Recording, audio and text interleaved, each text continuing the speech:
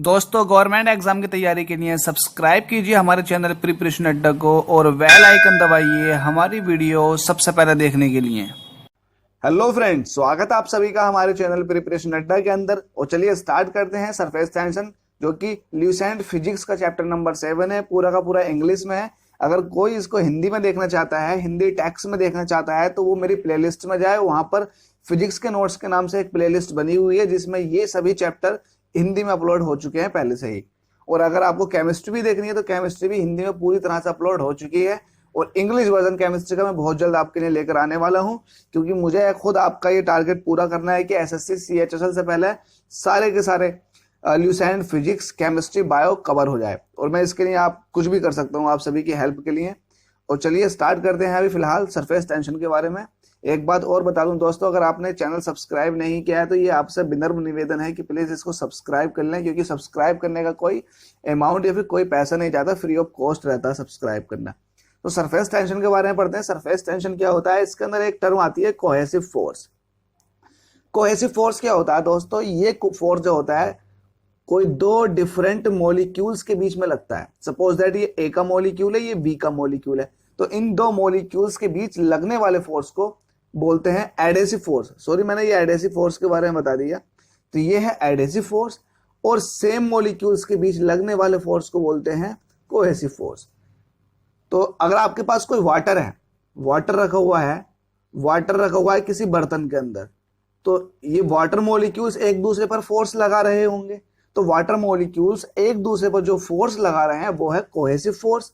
और ये water molecules इस सरफेस के साथ जिस पोर्ट के अंदर ये रखा हुआ है, उस पोर्ट के साथ भी कुछ ना कुछ फोर्स लगा रहे होंगे, चिपक रहे होंगे उससे। तो ये फोर्स है एडेसिव फोर्स। तो एडेसिव फोर्स जो होता है वो डिफरेंट मॉलिक्यूल्स के बीच में लगता है, और जो कोहेसिव फोर्स होता है वो सेम मॉलिक्यूल्स के बीच में लगता है। बस इतना ही समझना है इसमें आपको। इसके बाद आता है सरफेस टेंशन। तो सरफेस टेंशन समझने के लिए कोहेसिव फोर्स को आपने अच्छे से समझा, एंजॉय किया। अब कोहेसिव फोर्स से ही निकलेगा आएगा सरफेस टेंशन। और सरफेस टेंशन जो है किसी भी लिक्विड का, ये सरफेस का फिनोमिना है। अब देखिए, सरफेस के बीच में बहुत सारे मॉलिक्यूल्स होंगे। अगर मैं वाटर ले लेता हूँ, वाटर का ये सरफेस है, तो इसके सरफेस में बहुत सारे मॉलिक्यूल्स होंगे। इस तरह से वो एक दूसरे के ऊपर फोर्स लगा रहे होंगे। तो फोर्स लगाने से क्या होगा, ये सरफेस पे एक तरह से ऐसा बाउंडेशन आ जाएगा कि ये जो है एक ऐसा फील होगा किसी भी ऑब्जेक्ट को अगर इसके ऊपर रखेंगे तो ये ऐसा लगेगा जैसे कि इनके बीच में कम्युनिटी बनी हुई हो, जैसे कि ये हमें जो है अंदर को नहीं जाने दे रहे हो। तो ऐसा होता है रियल में। तो इनके बीच में फोर्स लगने की वजह से इस सरफेस पर जो आ जाती है एक टेंशन आ जाती है, क्योंकि इस सरफेस पर उपस्थित जितने भी मॉलिक्यूल्स हैं इनके बीच में क्या है, एक अच्छा सा फोर्स लगा हुआ है, फोर्स की वजह से बंधे हुए हैं। तो ये सरफेस के अंदर टेंशन आ जाती है। अगर सरफेस फ्री अवस्था में है, फ्री स्टेट में है, तो वो सर्कुलर पोजीशन गेन करने की कोशिश करता है, क्योंकि सर्कल या फिर स्फेयर का जो एरिया होता है स्फेरिकल शेप करता है। अगर 3D की बात की जाए तो किसी भी स्फेयर का एरिया जो होता है वो सारे ज्योमेट्री में सेम वॉल्यूम की सबसे कम होता है। तो ये स्फेरिकल शेप गेन करने की कोशिश करती हैं। बहुत बार पूछा गया है कि ये बताइए जो जो जो आई ड्रॉप होती है वो सर्कुलर शेप की ही क्यों बन जाती है या फिर स्फेरिकल शेप की ही क्यों बन जाती है? तो स्फेरिकल शेप की वो इसीलिए बनती है due to surface tension. Surface tension की वजह से, क्योंकि यहाँ जितने भी मॉलिक्यूल्स है सब एक दूसरे पर फोर्स लगा रहे होंगे। फोर्स लगाते लगाते ऐसा फोर्स बन गया है कि पूरी स्फेरिकल शेप में ही कन्वर्ट हो गई। तो स्फेरिकल शेप का गेन करना किसी भी मॉलिक्यूल्स के थ्रू या किसी वाटर ड्रॉप के थ्रू या फिर किसी भी लिक्विड के थ्रू, वो उसके खुद के सरफेस टेंशन पे ही डिपेंड करता है। सरफेस टेंशन पे क्यों डिपेंड किया वो आपको मैंने बता दिया। अब देखिए, सरफेस पर जो लग रहा है फोर्स, इसकी वजह से क्या आ जाता है, सरफेस टेंशन आ जाता है। अब सरफेस टेंशन क्या है? साइंटिफिक अगर इसकी डेफिनेशन देखी जाए तो सरफेस टेंशन तो आपको फिलहाल मैं बता चुका हूँ फिजिकली। अब सरफेस टेंशन क्या है? सपोज दैट आपने कोई ऑब्जेक्ट रखा जिसकी लेंथ, इस वाटर के ऊपर आपने ऑब्जेक्ट रखा जिसकी लेंथ L है, इसकी लेंथ L है। तो इसकी यूनिट लेंथ पर जो फोर्स लग रहा है, इसकी यूनिट लेंथ पे कुछ ना कुछ फोर्स लग रहा होगा। ये इमेजिनरी है, और इसकी यूनिट लेंथ पे जो फोर्स लग रहा है, यूनिट लेंथ पे जो फोर्स लगा है, इसी को सरफेस टेंशन कहते हैं। इसी को ही सरफेस टेंशन कहते हैं। Surface tension is the property of the liquid. और बेहतरीन बात यह है कि ये प्रॉपर्टी है लिक्विड की, by virtue of which it has the tendency to have the area of its free surface minimum. इसकी खुद की टेंडेंसी होती है कि अपने सरफेस को, फ्री सरफेस को मिनिमम रखने की कोशिश करे। जैसे कि मैं आपको यहां बता चुका हूं, अपने सरफेस को मिनिमम करने की इसने पूरी पूरी कोशिश की है। अब आगे देखते हैं, इसमें सरफेस टेंशन का ये फॉर्मूला मैं आपको बता चुका हूं। अगर सरफेस टेंशन की यूनिट को पूछा जाएगा तो होती है न्यूटन पर मीटर। तो पर मीटर लेंथ पर लगने वाले फोर्स को क्या बोलते हैं? Surface tension.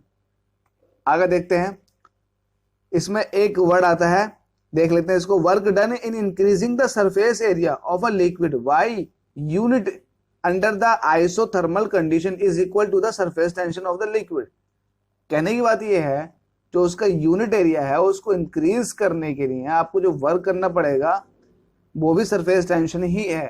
तो एक्चुअली वर्क क्या है? पर यूनिट एरिया को इंक्रीज करने के लिए जितना आपने वर्क किया है वो भी सरफेस टेंशन है।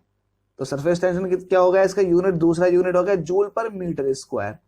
जूल पर मीटर स्क्वायर आपको थोड़ा रटना नहीं है, समझना है। जूल पर मीटर स्क्वायर, देखिए जूल को आप कह सकते हो न्यूटन इंटू मीटर, और नीचे मीटर से स्क्वायर चल रहा, तो 1 मीटर स्क्वायर से 1 मीटर कट जाएगा, बचेगा क्या?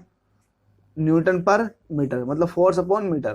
कहने की बात ये, तो फोर्स अपॉन मीटर हम पहले ही पढ़ चुके हैं। एक बात और, अगर फोर्स में डिस्टेंस की मल्टीप्लाई कर दी जाए, फोर्स के अंदर डिस्टेंस की मल्टीप्लाई कर दी जाए, तो वो हमेशा यूनिट देता है एनर्जी का। वो हमेशा यूनिट देता है एनर्जी का। तो फोर्स के अंदर डिस्टेंस की मल्टीप्लाई करने से, फोर्स के अंदर डिस्टेंस से मल्टीप्लाई आपने कहां कहां की है?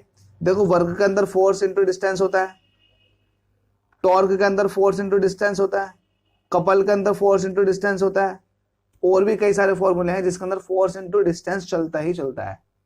तो जब कभी भी फोर्स के अंदर डिस्टेंस का मल्टीप्लाई हो रहा हो तो जो उसका यूनिट आएगा वो आएगा एनर्जी का यूनिट। और मैं आपको एनर्जी का एक डायमेंशनल फॉर्मूला बता देता हूं जो आपको याद रखना। इसका होता है mL2T-2, और ये आपको हमेशा याद रखना है कि mL2T-2 होता है। mL2 सही करके लिख लीजिए, T-2 सारी एनर्जी का, जो नॉर्मल सारी एनर्जी होती है, नॉर्मल जो एनर्जी हम पढ़ते हैं, देखो ये एनर्जी वो है जो तो ना तो यूनिट वॉल्यूम की है, जो ना यूनिट मास की है, ना ही यूनिट एरिया की है, ये सिर्फ एनर्जी है। तो इस तरह की एनर्जी जितनी भी हैं उनका सबका जो यूनिट होता है वो mL2T-2 होता है। ये बहुत इंपॉर्टेंट है, बेहद इंपॉर्टेंट है। अगर आपको mL2T-2 पता है तो आप डायमेंशनल फॉर्मूला भी बता सकते हैं कि कौन सा फॉर्मूला है, जो कि पूछा जाता है।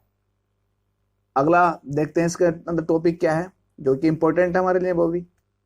अब सरफेस टेंशन जो है वो डिक्रीज हो जाती है इंक्रीज करने पर, टेम्परेचर इंक्रीज करने पर डिक्रीज हो जाती है। इस पॉइंट को याद करें, रट लें, समझ लें। देखो पहले इसको समझने की कोशिश करो, समझ नहीं आएगा तो फिर इसको याद करने की कोशिश करो, याद नहीं हो तो फिर इसको रट ही लो।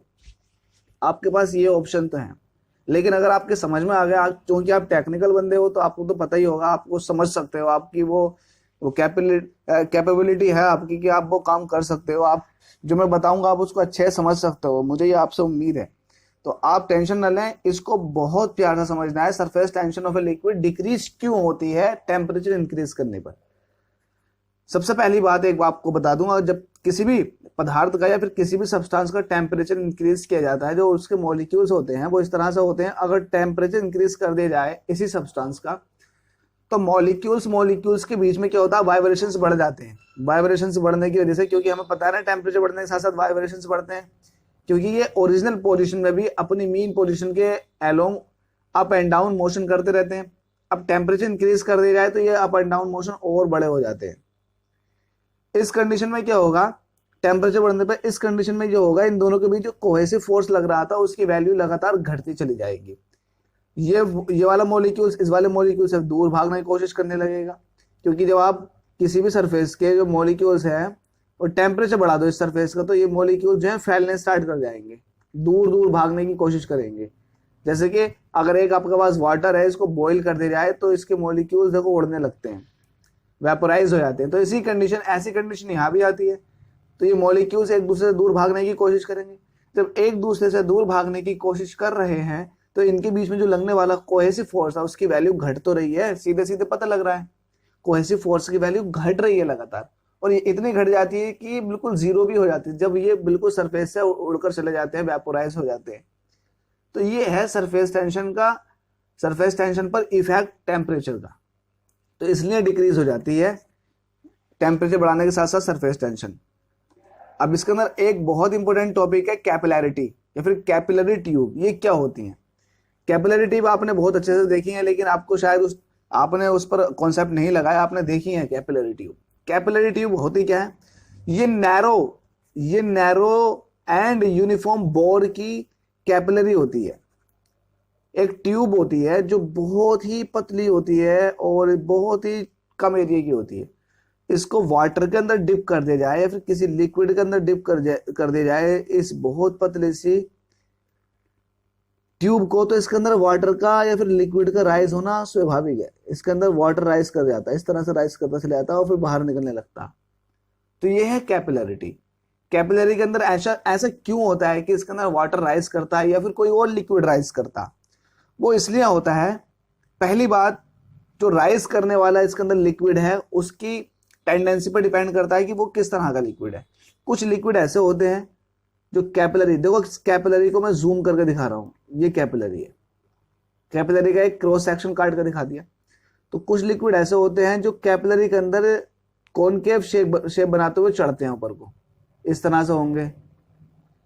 कुछ लिक्विड ऐसे होते हैं जो इस तरह की शेप बनाते हुए चढ़ते हैं ऊपर को, लेकिन कुछ ऐसे होते हैं जो इस तरह की शेप बनाते हैं, इस तरह की शेप बनाते हैं, और कुछ इस तरह की। तो इस तरह की शेप बनाता है तुम्हारा वाटर। आप वाटर के अंदर देखोगे तो वाटर कुछ इस तरह की शेप बनाया होगा, और इस तरह की शेप जो बनाता है वो बनाता है मरकरी। तो वो लिक्विड राइज करते हैं कैपिलरी के अंदर जो कॉनकेव शेप बनाते हैं, या फिर यूं कहें, देखो कॉनकेव शेप बना रहे हैं तो इसका मतलब क्या है? इनका एडहेसिव फोर्स। एडहेसिव मतलब डिफरेंट मॉलिक्यूल्स के बीच में, क्योंकि ये दीवार है, किसकी दीवार है? ट्यूब की दीवार है, और ये वाटर है। तो वाटर और ट्यूब की दीवार के बीच में फोर्स लग रहा होगा, एक अच्छा फोर्स लग रहा होगा, इसी वजह से ये इस तरह की शेप बनाए हुए हैं। तो एक फोर्स लग रहा हो जिसको एडहेसिव फोर्स बोलते हैं। लेकिन यहाँ जो है मरकरी के मॉलिक्यूल्स के बीच में ज्यादा फोर्स है। इस वॉल के बीच अच्छा फोर्स नहीं जितना मरकरी के खुद के मॉलिक्यूल्स के बीच में ज्यादा फोर्स है। तो वो लिक्विड जिनका कोहेसिव फोर्स, वो लिक्विड, इन बात पर आप ध्यान दें, लिख लें, वो लिक्विड जिनका कोहेसिव फोर्स की वैल्यू उनके एडहेसिव फोर्स की वैल्यू से ज्यादा होती है, वो कैपिलरी के अंदर राइज नहीं करते। और वो लिक्विड जिनके एडहेसिव फोर्स की वैल्यू उनके खुद के कोहेसिव फोर्स से ज्यादा होती है, तो वो लिक्विड राइज करते हैं और कॉनकेव शेप बनाते हुए चलते हैं। ये कॉन्वेक्स शेप है, ये कॉनकेव शेप बनाते हुए चल रहे हैं, तो ऊपर को इस तरह से राइज करते हैं। और राइज क्यों की है? एक रीजन तो ये है, और दूसरा रीजन था कि जब इसको डिप करते हैं लिक्विड के अंदर, तो जहां डिप करते हैं वहां पर प्रेशर डिफरेंस हो जाता। यहाँ पर प्रेशर ज्यादा होता और यहाँ पर प्रेशर हो जाता कम। तो यहाँ का प्रेशर इक्वलाइज करने के लिए, ये प्रेशर इसको इक्वलाइज करता है। तो इक्वलाइज करने के लिए जब प्रेशर लगता है इस पर, तो यहाँ से वाटर इंक्रीज करता हुआ चला जाता है। तो प्रेशर इक्विवेलेंट करने के लिए भी कैपिलरी के अंदर वाटर ट्यूब चढ़ती है, वाटर चलता है ट्यूब के अंदर। तो ये था कैपिलरी ट्यूब। और अब पढ़ रहे हैं कैपिलैरिटी। ये फिनोमिना कहलाता है कैपिलैरिटी, ये फिनोमिना कहलाता है कैपिलैरिटी। इसके एग्जाम्पल हैं, एग्जाम्पल मैं आपको बता देता हूं। और कैपिलरी के अंदर एक बहुत इंपॉर्टेंट क्वेश्चन पूछा गया था, वो मैं ऊपर नहीं दिखा सकता, यहां दिखा रहा हूं क्योंकि वहां पर जगह नहीं है लिखने के लिए। एक बहुत इंपॉर्टेंट क्वेश्चन ये था कि कैपिलरी ट्यूब के अंदर अगर कैपिलरी ट्यूब का डायमीटर 2 टाइम्स कर दिया जाए तो उसके अंदर राइज करने वाले लिक्विड का लेवल क्या होगा? तो लिक्विड लेवल होता है, बता देता हूं मैं, लेवल जो होता है वो इनवर्सली प्रोपोर्शनल होता है उसके खुद के डायमीटर के। अब आप इतने समझदार जरूर हैं कि आप बता सकते हैं कि डायमीटर को दो गुना कर दिया जाए, 2 टाइम्स कर दिया जाए, तो लिक्विड लेवल जो हो जाएगा वो हाफ नहीं हो जाएगा। अगर डायमीटर को 3 टाइम्स कर दिया जाए तो ये हो जाएगा 1/3। फिर तो लिक्विड लेवल जो हो जाएगा 1/3 नहीं हो जाएगा, पहले वाले का मतलब 1/3। अगर 1/4 कर दिया जाए डायमीटर पहले वाले का, तो लिक्विड लेवल जो हो जाएगा वो डायरेक्टली प्रोपोर्शनल 1/4 नहीं हो जाएगा, मतलब पहला जो लिक्विड लेवल था उसका 1/4। तो ये है इस पर आने वाला क्वेश्चन, और आया भी है। क्विज आप अटेम्प्ट कर रहे हैं ना अच्छे से, जो फिजिक्स का क्विज चल रहा है उस क्विज को अच्छे से अटेम्प्ट करें, क्योंकि वहां केमिस्ट्री का क्विज भी आने वाला है। वहां केमिस्ट्री का क्विज, साथ में बायोलॉजी का क्विज भी। आपको मैं अब 3 तरह की वीडियो देने वाला हूं, 3 वीडियो और 3 क्विज। फिजिक्स केमिस्ट्री बायोलॉजी की वीडियो, फिजिक्स केमिस्ट्री बायोलॉजी का क्विज। लेकिन क्विज आपके लिए थोड़ा हिंदी में रहेगा उसका टैक्स हिंदी में होगा, लेकिन बाकी सब कुछ जो मैं जैसा नॉर्मल समझाता हूँ वैसे ही समझाऊंगा। आपको टेंशन लेने की जरूरत नहीं है, बिल्कुल वैसे ही समझाना। आपके दिमाग में एक एक पॉइंट बिल्कुल बिठाना है मुझे आपको रटाना नहीं है। देखिए, मेरा पहला ही मकसद ये रहता है कि आपको किसी भी चीज को आपको याद करने में बोझ ना हो, आप उस चीज को समझ लें। आप ये देख लें कि फिनोमिना हो तो हो क्या रहा है, क्यों हो रहा है, क्या रीजन है। ये चीज पे मेरा जो है प्राइम फोकस रहता है कि आप सिर्फ ये जाने कि क्या फंडा है, ये नहीं कि रट लिया उस चीज को। तो मेरा ये मोटिव है, ये मैं दिल से बता रहा हूँ कि मैं आपको चाहता हूँ कि आपको समझा दूं उस चीज को एज कम्पेयर टू आपको रटाने से। तो मेरा मकसद रटाने का नहीं है, इसलिए जो मैं क्विज वहां पर ला रहा हूँ आपके लिए, आपको वहां सिर्फ रटाना नहीं है, मैं आपको वहां समझाता हूँ, एक एक ऑप्शन आपको बताता हूँ क्यों ऑप्शन गलत बैठ रहे हैं ये वाले, बाकी 3 ऑप्शन रॉन्ग क्यों हो गए, ये एक ही ऑप्शन ठीक क्यों बैठा, और क्या फिनोमिना है इनके अंदर। वो चारों ही ऑप्शन एक ही क्वेश्चन के मैं आपको अच्छे से बताता हूँ।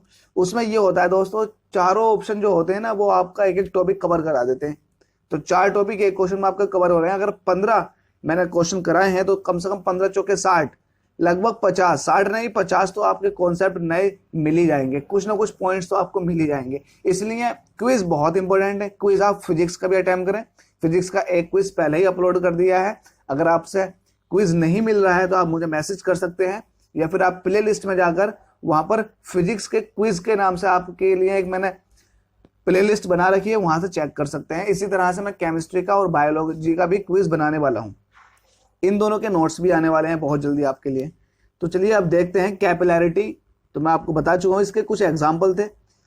कैपिलरी ट्यूब के अंदर वाटर का राइज करना और राइज ना करना उनके खुद के कोहेसिव और एडेसिव फोर्स पे डिपेंड करता है। मैं बता चुका हूं, जो राइज करते हैं लिक्विड उनका इस तरह की शेप आती है, और जो राइज नहीं करते उनकी इस तरह की शेप आती है।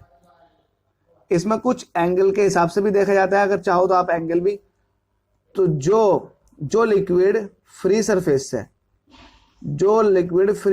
से ये 90 से ज्यादा का एंगल बना रहे हैं, वो लिक्विड जो है राइज नहीं करते हैं, और जो लिक्विड कम का बनाते हैं वो राइज करते हैं। तो वो फ्री सरफेस ही है, इसकी अगर टेंजेंट की लेओगे तो इस तरह से आएगा। और ये आ गई कैपिलरी। तो कैपिलरी के साथ एक्यूट एंगल बनाते हैं वो राइज करते हैं। ये ऑब्ट्यूज एंगल के बारे में है। ये भी देखना कि ये टेंजेंट मैंने कहां से ली थी, ये यहां से ली थी टेंजेंट, ये फ्री सरफेस है तो इसका फ्री सरफेस कुछ इस तरह से था, और ये कांच की ट्यूब थी और ये भी कांच की ट्यूब थी। तो फ्री सरफेस से कांच की ट्यूब के बीच में, फ्री सरफेस से कांच की ट्यूब के बीच में ये था। तो ये तो इसमें पॉइंट मेंशन नहीं थे, तो मैंने आपको एक्स्ट्रा बता दिया। इसके कुछ एग्जांपल्स हैं जो कि बहुत इंपॉर्टेंट है। अब इसके एग्जांपल, जैसे कि बहुत सारे पेपर ऐसे होते हैं, आप उनको इंक के ऊपर रख दीजिए या फिर वाटर के ऊपर रख दीजिए, तो कुछ देर बाद इंक और वाटर उसके सरफेस पे दिखाई देते हैं। तो ये क्यों हुआ भाई, ऐसा क्यों हुआ कि सरफेस पे ही आ गए? सरफेस पे क्यों आ गए? थोड़ा दिमाग लगाओ, सरफेस पे ही क्यों आए? रखा तो वाटर के ऊपर था, तो वाटर के ऊपर रखने से सरफेस के ऊपर क्यों आ गए? तो ओबियस है, इस सरफेस ने वाटर को एब्जॉर्ब किया होगा।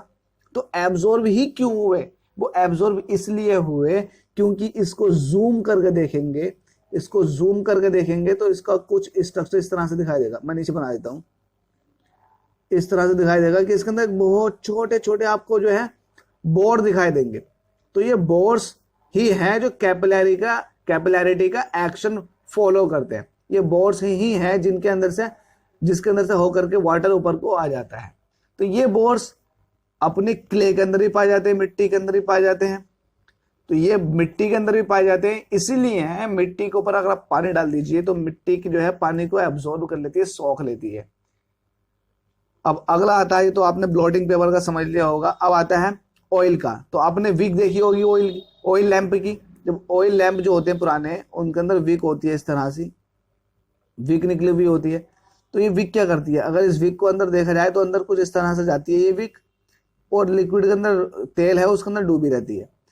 तो इस विक के अंदर बहुत छोटे छोटे धागे होते हैं, जो एक कैपिलैरिटी का एक्शन फॉलो करते हैं, कैपिलरी की तरह बिहेव करते हैं, क्योंकि उनका डायमीटर बहुत छोटा होता है और उनमें से ही लिक्विड जो है वो राइज करता हुआ आता है ऊपर को, और यहां तक आ जाता है, ये गीला हो जाता है पूरा एरिया।